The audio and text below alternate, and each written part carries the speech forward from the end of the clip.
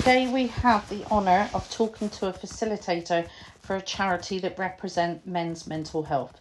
This charity has come together to help and support each other through dark times. I'm here to shine some light on the situation and have a chat with Steve from Andy Mann's Club. Hello. Hi, nice to meet you, Sophie. How are you doing? I'm fine. Can you explain to me what is the Andy Mann's Club? So it's Andy's Man Club, and what it is a peer-to-peer support group for any man aged 18 plus. We run the groups at 7 o'clock every Monday except bank holidays, and they run to a maximum of 9 p.m. So no professionals, it's all peer-to-peer support, and basically it's a space for any man to get anything that's going on in their lives off their chest, and to find support from other like-minded men. Good. Right. Who was the founder of this awesome charity?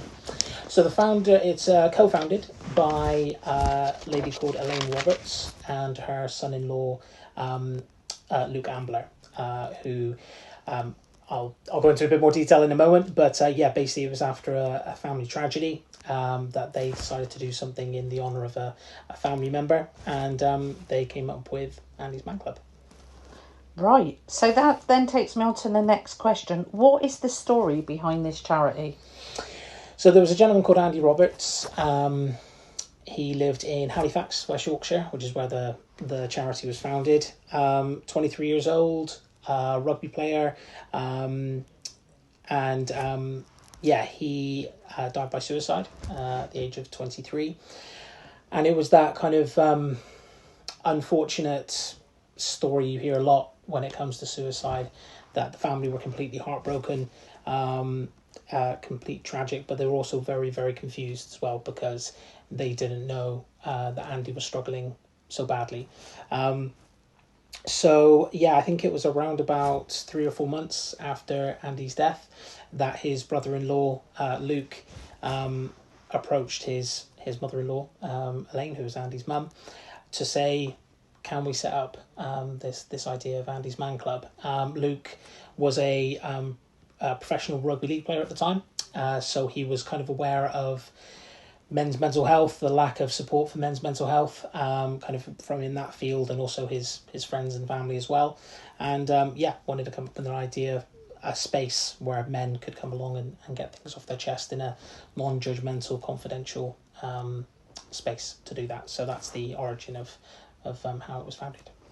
How long has it been running? So the very first group was held on the 4th of July 2016. So we've just had our 9th birthday. Happy birthday. Thank you very much. We had all the staff members had a week's kind of staff training last week up in Halifax. So a lot of reflections over those first 9 years, and hopefully where the charity's going to go for years to come as well. How many of these clubs are now available in the United Kingdom, and are they international yet? So they're not international, so it's just the UK. So we have clubs across England, Scotland and Wales. None in Northern Ireland just yet. Just the UK. We opened our 300th group a couple of weeks ago in Nottingham. So I think now, I know Brighton's opening tonight. I think another one opened last week as well. So I think we're on about 302, 303.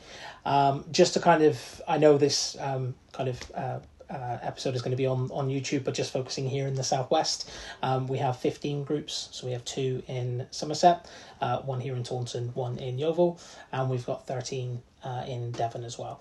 And one thing we really are hoping to do this year is open up our first group in Cornwall as well. Ooh. Yeah, we don't have any in Cornwall just yet, so really hoping to get that fixed this year. If someone wanted to help the group, how can they help? So which is the best way for them to help? So there's lots of different ways that people can help. So firstly, if anyone at all, we have a saying at Andy's Man Club that it's only for men 7 till 9 p.m. on a Monday night. Outside of that, kind of really is a community group. So such as yourself, you're doing an amazing job supporting the charity right now, kind of putting this episode out there. So thank you very much for that. But so anyone can contact Andy's Man Club at info@andysmanclub.co.uk. You can ask for leaflets, flyers, business cards to put in your cafe, local gym, local pub, anything like that at all, any kind of awareness spreading. You can contact us if you'd like us to come along and do a presentation about the charity to your business or your organisation. We can also do awareness stands at various different kind of fun days or community events, anything like that at all. So info@andysmanclub.co.uk. If there's any way you'd like to get involved, please send us an email. In terms of at the actual groups on a Monday night, it's completely volunteer led. We call our volunteers facilitators who run the group and help support the guys who come along. And they kind of grow from the ground up. So basically, when we start a group, we need a minimum of 3 volunteers to run it. And then when we have people coming along, after they've been coming along for a few weeks, they're maybe in a position where they want to give back and help other people. They can also become a facilitator as well. So basically, they would go through a little bit of training to do that and then help to run the group themselves. If someone wanted to come along to one of those groups or those sessions, how regular do you hold them? So it's every Monday except bank holidays. So any Monday, except if it's a bank holiday, Andy's Man Club is running at 7 o'clock. All of our groups, all of the 300 groups, we also have an online group as well that runs at the same time on a Monday night. All of them run at 7 o'clock. So no matter where you are in the country, if you're from Scotland and you regularly attend your group there, and then you're on holiday in the south of England, as long as it's not a bank holiday, you can find your local group and go along at 7 o'clock on a Monday night. That's brilliant. Yeah. If someone felt that they needed help themselves, how can they reach out? So they can, how can they reach out to Andy's Man Club? Yeah. So the best way is to, like I say, our clubs run 7 o'clock every Monday. Our main email address is info@Andy's Man Club. However, we do also have our, all of our groups have their individual Facebook pages. So you can communicate via that way. Every group has their own email address as well, which is literally just the name of it. So for example, taunton@andysmanclub.co.uk. Most of our groups have a private Facebook group as well. So once you start attending an Andy's Man Club group and you want to, you can be added to the private Facebook group. And then during the week you can reach out there as well. But what we also try to emphasize is that, we're not a 24-hour service. We always promote Samaritans 111, Shout, the text service, because we have office hours for our headquarters, which are 9 to 5 Monday to Friday. Our groups run every Monday night, but we aren't contactable 24 hours a day, and it's all volunteer led. So we always push anyone, if they are struggling outside of those times, please contact Samaritans 111, Shout, any other service that's in your area that can support you professionally. Can you just roughly give, when they do come along, what is expected of them?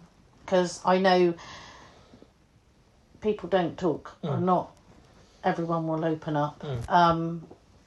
What is it roughly, without saying too much, what is it roughly you discuss, or how do you get them to communicate? Yeah, sure. In terms of expectations, there aren't any. If someone turned up on a Monday night, we always kind of say, especially for a first time, the hardest bit you've done is walking through the door for the very first time. What you can expect is a group of guys who'll be very, very welcoming, kind of bring you into the group. How the sessions actually work is we sit in a circle of chairs, and the lead facilitator on the evening will ask 5 questions. And what we have is a talking ball, which is basically a sponge football. So the lead facilitator will ask question 1, which is, how's your week been?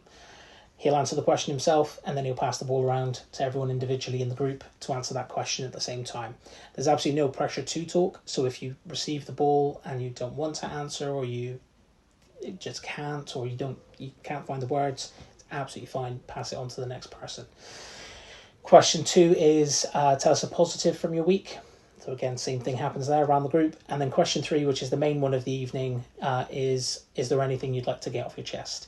That can be absolutely anything. You can talk about something that's that's troubled you in that week. You could talk about historical things that you've struggled with, what's going on in your life at that moment. It can be from someone coming in to say, I got a parking ticket this week and this is the only place I find that I can talk about that and have a bit of a vent about it. Other people could say things in their lives that they've been struggling with since childhood, or going through a relationship breakdown. Health issues, can be absolutely anything that they want to talk about in that time. That's their time to talk, and everyone else is there to listen to that. And then we take a break after the third question, 10 minutes or so, because obviously question 3 can be a little bit it can be difficult to hear sometimes. Then we come back in and we ask question 4 and 5, again, one at a time. They change every week, so those first 3 questions are the same every single week. The last 2 questions change. Question 4 is usually a thought-provoking question, and then question 5 is quick fire. It's usually a bit informal, can be a little bit silly, can kind of raise a smile, raise a laugh. Idea behind that is to end the evening hopefully on a positive note, and help the guys who've come along even just feel even that 1%, 2% better than when they walked in at the start of the night. So that's the format. But the main thing I'd like to stress is that there is absolutely no pressure. You do not have to talk if you don't want to. Also to stress as well, it's completely non-judgmental and it's completely confidential as well. Whatever's said in that room stays in that room. And yeah, I think just, to anybody, I would just say, just give it a try. Even if you want to bring along a friend, a family member, as long as they're a man aged 18 plus, that's absolutely fine. Just going off on a tangent, if there was a younger person, how do you reach out to them? Because I find with the younger generation, they kind of, like the older generation, I suppose, they carry on as if I'm fine. But how do you get across to the younger generation? Our groups, they can be really incredible sometimes. I've been in groups on a Monday night before where we literally have 18-year-olds and 80-year-olds in the same room. There are obviously hugely different stages of life, but some of the issues can be very, very similar. An 18-year-old at university, away from his family, away from his friends, can feel extremely isolated, finding it difficult in a new space. An 80-year-old maybe doesn't have any family remaining or family close by, is retired from work, maybe feels quite lonely and isolated himself in a different way. But they can relate to each other because they've got a feeling of loneliness, a feeling of isolation. Yeah. I think with anyone, it's just, I think it really can be just, we would never take credit for anyone. A lot of people say, Andy's Man Club changed my life or saved my life in some ways. We would never take credit for that at all, but it really is amazing if someone can find a space that they feel comfortable to speak in, how that really can be a springboard or a trampoline to make just a slight change in your life, or really help put whatever you're going through into context in your head, or find the courage to work through them. So whether that's coming along, say you've got say you're going through a bad breakup, a bad marriage breakup, and then you've got a gentleman who's been coming along for 6 months, is far down the line in that situation, and he might say to you, I was exactly where you were 6 months ago, but now I've gone through this process. I've got the support of people here at Andy's Man Club. That's given me the courage to speak to my friends, my family about it as well. And we're almost at the end of it. That can really give someone a lot of encouragement and a lot of positivity in a difficult situation. And then those couple of people might then have a little chat with each other in the break, that kind of break we have between question 3 and question 4. They might have a chat at the end of the night.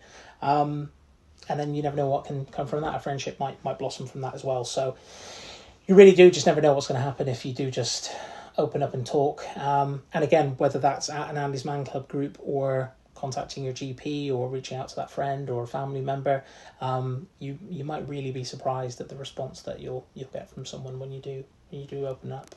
Okay, thank you very much. We at MODA are extremely supportive of this charity. We are happy to help all we can along your journey to give men a voice, and it is okay to talk no matter what. Thank you very much. Thank you, Sophie. It is okay to talk. Thank you very much. Thank you.